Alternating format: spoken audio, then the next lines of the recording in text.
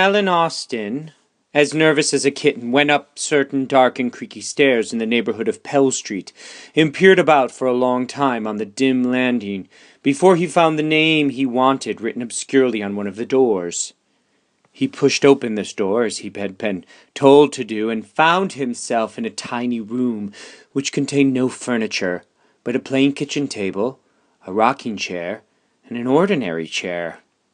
On one of the dirty buff-covered walls there were a couple of shelves, containing in all perhaps a dozen bottles and jars. An old man sat in the rocking-chair reading a newspaper. Alan, without a word, handed him the card he had been given. "Sit down, Mr. Austen," said the old man very politely. "I am glad to make your acquaintance." "Is it true," asked Alan, "that you have a certain mixture that has quite extraordinary effects?" "My dear sir," replied the old man, "my stock in trade is not very large. I don't deal in laxatives and teething mixtures. But such as it is varied.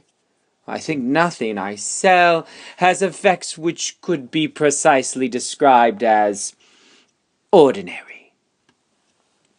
"Well, the fact is," began Alan. "Here, for example," interrupted the old man, reaching for a bottle from the shelf. "Here is a liquid as colorless as water, almost tasteless, quite imperceptible in coffee, wine, or any other beverage. It is also quite imperceptible to any known method of an autopsy." "You mean it is a poison?" cried Alan, very much horrified.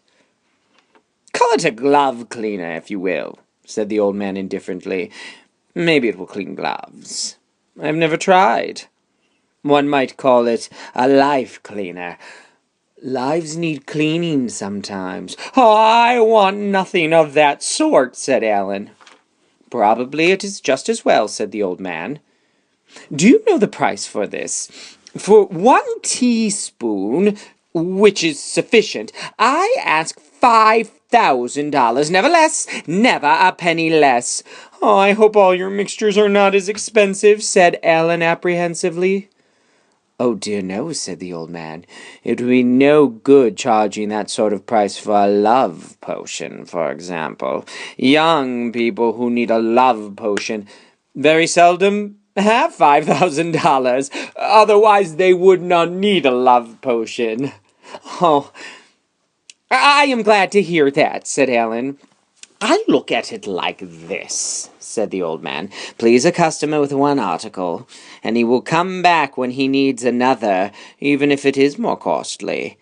He will save up for it if necessary." "So," said Alan, "you really do sell love potions?"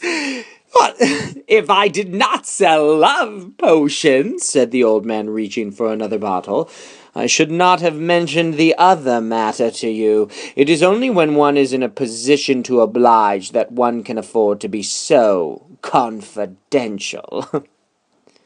"And these potions," said Alan, "they're not just... "Oh, no," said the old man. "Their effects are permanent, and extended far beyond the mere casual impulse. But they include it, oh yes, they include it, bountifully, incessantly, everlastingly." "Dear me," said Alan, attempting a look of scientific detachment. How very interesting." "But consider the spiritual side," said the old man. "Oh, well, I do indeed," said Alan. "For indifference," said the old man, "they substitute devotion. For scorn, adoration. Will give one tiny measure of this to the young lady. Its flavor is imperceptible in orange juice soup and cocktails. And however gay and giddy she is, she will change altogether. She will want nothing but solitude and you." "Oh, I can hardly believe it," said Alan. "She is so fond of parties." "Well, she will not like them any more," said the old man. "She will be afraid of the pretty girls you may meet." "She will actually be jealous?" cried Alan in a rapture. "Of me?" "Oh, yes, she will want to be everything to you." "Oh, well, she already is." only she doesn't care about it. Well, she will. When she has taken this, she will care intensely. You will be her sole interest in life. Oh, wonderful! Cried Alan. She will want to know all you do, said the old man. All that has happened to you during the day, every word of it. She will want to know what you are thinking about. Why you smile suddenly. Why you are looking so sad. Oh, that is love, cried Alan. Yes, said the old man.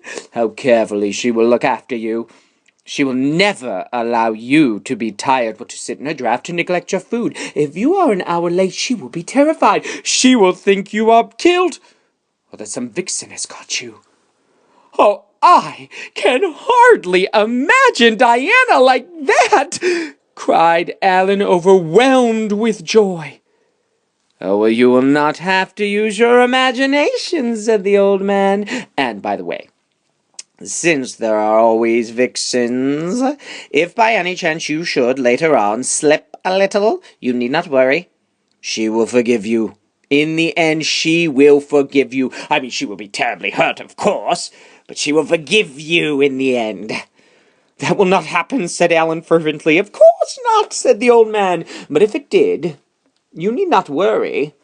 She would never divorce you. Oh, no. And of course, she will never give you the very least grounds for uneasiness. And how much, said Alan, is this wonderful mixture? Oh, well, it is not as dear, said the old man, as the glove cleaner. Oh, the life cleaner, as I sometimes call it. No, that is $5,000, never a penny less. One has to be older than you are to indulge in that sort of thing. One has to save up for it. But the love potion, said Alan. Oh, that, said the old man, opening the drawer in the kitchen table and taking out a tiny, rather dirty-looking phial. That is just $1. Oh, I can't tell you how grateful I am, said Alan, watching him fill it. I like to oblige, said the old man. Then customers come back later in life, when they are better off and want more expensive things. Here you are. You will find it very effective. Oh, thank you, said Alan. Goodbye. Au revoir, said the old man.